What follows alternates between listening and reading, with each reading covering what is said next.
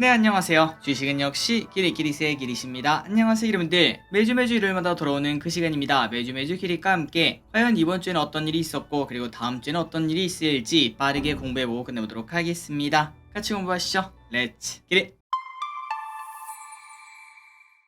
바로 보도록 하겠습니다. 주말 사이에 주요 뉴스가 뭐가 있었나? 바로 이거밖에 없겠죠. 야, 진짜 큰 뉴스가 나와서 사실 조마조마도 했었습니다. 그런데 단 하루 만에 러시아에서 일어난 반란이 하루 만에 끝나는 걸 확인할 수 있고, 지금 현재 코인 시장이나 그런 걸 봤을 때 우리 증시에는 전혀 영향을 주지 않을 것 같은데, 하지만 여기서 우리가 생각을 해볼 거는, 보통 우리가 역사책을 보거나 아니면은 뭐 전쟁에 관련된 그런 이야기를 보면은 결국은 내부에서 문제가 생기면은 더 이상 전쟁을 이어나기가 조금 어려운 상황이 되지 않겠습니까? 뒤통수가 실인데 어떻게 앞을 보고 달려나갈 수 있겠어요? 물론 이거는 뭐 상황이 다르다 이런 얘기를 할 수 있지만 어쨌든 깨끗하고 깔끔한 상황은 아니기 때문에 이제 곧 종전이 다가오는구나 라는 기대감으로 그런 식으로 시장에서 기대감을 가질 수 있다라는 생각을 조금 해봤습니다. 그렇기 때문에 앞으로 혹시나 종전 관련주가 조금 관심을 받는다면은 기름들도 그런 흐름을 체크해보시면 좋을 것 같습니다. 어쨌든 러시아 입장에서는 정말 부끄러운 일이 일어났다고도 볼 수 있겠네요. 그리고 이번 주 흐름을 보도록 하겠습니다. 코스피는 무려 2%는 하락해서 2600을 깨고 내려가 2570까지 내려왔습니다. 그런데 우리가 지속적으로 말씀드렸다시피 퐁당 흐름은 언제 어디서나 일어날 수밖에 없겠죠. 올라간다고 맨날 이렇게 쭉 올라가고 떨어진다고 이렇게 쭉 떨어지는 게 아니라 항상 올라갈 때도 이렇게 출렁출렁 내려갈 때도 출렁출렁이 나타나기 때문에 지금 이렇게 하락하는 거는 뭐 어떻게 보면은 당연한 흐름이다 라고도 볼 수 있습니다. 자, 그렇다면 어디까지 하락할 건데 라고 물어보면은 그걸 우리가 정답은 없겠지만 이때까지 봤을 때는 대부분은 60일선 이 노란색 라인을 지키는 걸 봤을 때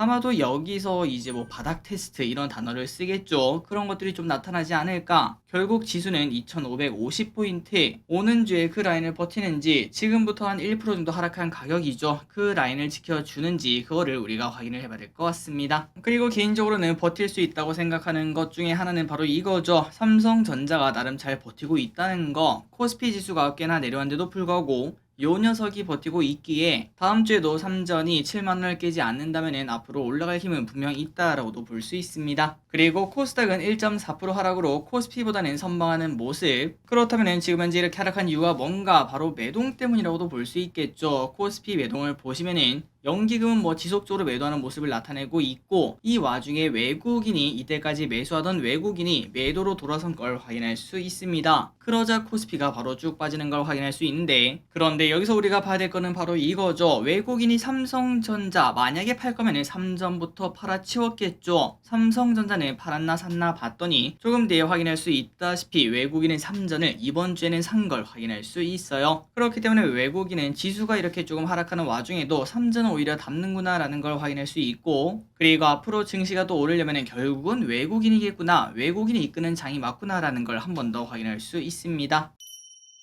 자, 그렇다면 외국인이 이렇게 파는 이유가 뭔가? 결국은 뭐 환율 때문이라고도 말을 할 수 있을 것 같은데요. 환율이 엄청나게 급등해 1312원까지 올라왔습니다. 갑자기 급하게 하락하나 싶더니 또 갑자기 급하게 올라가는 걸 볼 수 있지만 그런데 이미 환율은 고점을 치고 떨어지는 중이라서 방향성 자체는 아래라고도 볼 수 있겠죠. 우리가 이때까지 공부했다시피 환율이 이때까지 올랐던 이유는 미국이 금리를 올리면서 올랐던 건데 한 달에서 두 달 전부터 이제는 금리 인상이 끝났다라는 이야기가 나오면서 환율이 떨어지는 걸 확인할 수 있었습니다. 그런데 이 와중에 파월이 한 번에서 두 번 더 올릴 거다 이런 얘기를 하다 보니까 다시 금리가 튀는 걸 확인할 수 있지만 그런데 우리가 아무리 생각해도 야, 아무리 그 뭐 잘못됐다고 치더라도 파월 말처럼 두 번 올리고는 끝이잖아 라는 이야기를 해볼 수 있겠죠. 그리고 이 와중에 두 번을 안 올릴 확률도 더 크다라고도 볼 수 있기에 환율이 이렇게 급등하면서 올라가는 거는 결국은 꺾여서 내려오겠구나라는 걸 예상을 해볼 수 있고 그 다음에는 당연히 외국인 매수가 따라오며 결국은 또 코스피가 올라가겠구나라는 예상을 해볼 수 있습니다. 물론 앞으로 상황이 어떤 식으로 바뀌면서 저의 생각이 완벽하게 틀릴 수도 있겠지만 일단 저 기릿은 이렇게 생각하면서 지금 투자를 진행하고 있습니다. 그리고 미국 시장을 보도록 하겠습니다. 다우 나스닥 S&P가 금요일날 좀 하락하고 마무리가 되었죠. 그래서 결국 나스닥은 8주 연속 상승하다가 한 주 이제 하락세로 마감이 되었는데, 그런데 이 와중에 애플은 또 사상 최고치를 써냈다고 합니다. 그러다 보니까 전체적으로 꺾이는 게 아니라 최근 들어 그냥 많이 올랐기 때문에 너무 많이 올랐는데 좀 조정 빌미 없나 라고 봤는데, 마침 파월이 저렇게 말을 하니까 증시가 오케이 오케이 잠시 조정받고 갈게 이렇게 말을 하는 게 아닐까라고도 볼 수 있습니다. 그리고 러시아 반란 때문에 혹시나 주말 사이에 코인 시장이 좀 변동이 있나 봤는데 오히려 올라가는 모습을 확인할 수 있습니다. 그렇기 때문에 코스피는 미국장이 하락했기 때문에 하락은 피하지 못하겠지만 큰 폭의 하락세를 나타내면서 출발하진 않을 것을 예상해 볼 수 있습니다. 자, 다음 주 증시 전망을 보도록 하겠습니다. 조정이 필요할 때 적절한 조정을 하는 모습이죠. 이 와중에 최고가를 내는 애플 그리고 버티는 삼전 등을 봤을 때 조정이 심하진 않을 것으로 저는 보고 있습니다.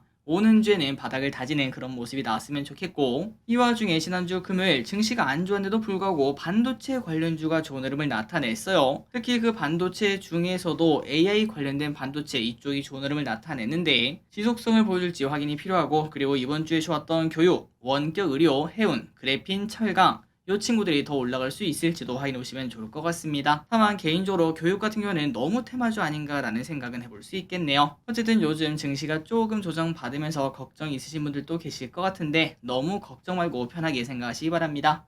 오름 있으면 내림 있고, 그리고 내림 있으면 당연히 오름이 있겠죠. 다음입니다. 연기금 외국인 픽을 보도록 하겠습니다. 자, 연기금 보도록 하겠습니다. 이번 주 삼성전자를 조금 많이 팔긴 했는데 그 대신에 두산 밥캣, 한국항공우주, HD현대, 하나오션, LG화학, 삼성전자우, 금호석유, 하이브, LX미콘, WCP 등등 이런 기업을 매수를 했습니다. 그 반면 외국인은 삼성전자를 5천억이나 매수했습니다. 이번 주 내내 매도 때렸지만 3점만큼은 못 잃어 라고 말을 하는 거겠죠. 그리고 두산바켓, 현대로템, 하나에어로스페이스, 현대차, HD항공투선해양, 서진시스템, 기아, 이오플로, CS윈드 등등 이런 기업을 매수했습니다. 마지막으로 개인입니다. LG엔솔, 네이버, SK이노베이션, 카카오, 포스코퓨처엠, 삼성 SDI, SK하이닉스, 삼바, 하나솔루션, LNF를 매수합니다. 다음입니다. 이번 주에 어떤 일이 있었는지 복습해보도록 하겠습니다. 자, 월요일에는 이러한 소식이 있었습니다. 추경호 부총리가 밀 가격이 내리면 라면 가격도 내려야 되지 않나 이런 뉘앙스로 얘기를 하자 농심을 비롯한 라면 업계가 쭉 빠지는 걸 확인할 수 있었습니다. 그리고 화요일부터는 갑자기 미국이랑 중국이 친하게 지내기 시작하는 걸 확인할 수 있습니다. 그러다 보니까 화장품, 게임주, 면세점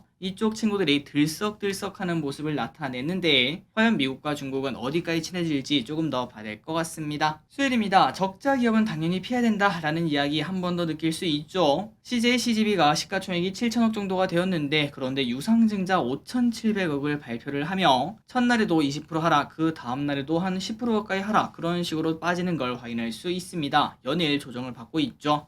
그래서 이런 걸 봤을 때 적자 기업은 일단 큰돈 투자하긴 당연히 어렵다라는 거 절대 잊지 마시면 좋을 것 같습니다. 목요일입니다. 파월이 무슨 이야기를 했길래 갑자기 쭉 빠지는 모습을 나타냈는데 바로 금리 인상을 여전히 외쳤다고 하죠. 무조건 인플레 2%가 최우선이다. 지금 증시가 안 좋더라도 나중에 더 큰 희생을 치르지 않으려면 지금 일단 인플레 2%로 무조건 맞추는 게 맞다라고 또다시 이야기를 했다고 합니다. 그러다 보니까 증시는 충격을 받은 걸 확인할 수 있죠. 그리고 테슬라가 하루아침에 5%가 급락했습니다. 갑자기 테슬라 매도 리포트, 중립 리포트가 쏟아지고 있다고 하는데요. 과연 테슬라가 이렇게 버텨줄지 조금 더 봐야 될 것 같습니다. 그리고 우리나라 사교육 칼질이 들어간다 이런 얘기가 나오자 이제 이쪽 관련주가 좋은 흐름을 나타냈고 당장 내일이죠. 내일 사교육 대책을 발표할 것으로 예상이 된다고 합니다. 마지막으로 금요일입니다. 영국이 갑자기 빅스텝을 올리면서 세계 증시가 또다시 출렁거리는 걸 확인할 수 있습니다. 결국 또 돌고 돌아 금리 때문에 빠지고 있습니다. 다만 이 와중에 코인 시장은 또다시 불타고 있다고 한데요.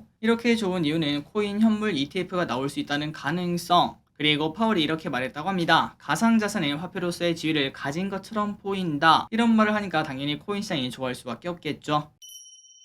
마지막입니다. 다음 주에 어떤 일이 있을지 보고 끝내보도록 하겠습니다. 월요일입니다. 공모주 가격 제한폭이 변경이 됩니다. 참고하시고요. 그리고 사교육 대책이 발표가 됩니다. 화요일입니다. 구글 픽셀 폴드가 출시가 됩니다. 하계 다보스 포럼이 열립니다. 세계 배터리 충전 인프라 엑스포가 열립니다. 컴도스그룹 신작 MMORPG 제노니아가 출시를 한다고 합니다. 수요일입니다. 마이크론 실적 발표, 제롬 파월 연준 의장이 22 포럼 토론에 참석한다고 합니다. 만 나이 통일법이 드디어 시행이 됩니다. 한 살 어려질 때죠. 스마트태그 코리아 로보테크 쇼가 열립니다. 6월 BSI, ESI가 발표, 그리고 금요일입니다. 대한민국 국제 첨단 의료기기 산업전이 열립니다. 그리고 그 다음 주를 보시면은 FOMC 의사록 공개가 있고 세계 인공지능 대회 등 큰 뉴스가 있는 걸 확인할 수 있네요. 그리고 마지막으로 달력을 보고 끝내보도록 하겠습니다. 달력을 여러분들이 각자 확인하시면 되고, 그리고 다만 수기로 작성하다 보니까 가끔 틀린 부분이 있을 수 있다는 거, 그런 부분을 발견하시면 댓글에 적으시면 진심으로 감사하겠습니다. 3초 뒤에 넘어가도록 할게요. 자, 오늘의 공부 여기까지 끝났습니다. 항상 이렇게 같이 공부해서 진심으로 감사합니다. 지금까지 기리셨습니다. 빠이요.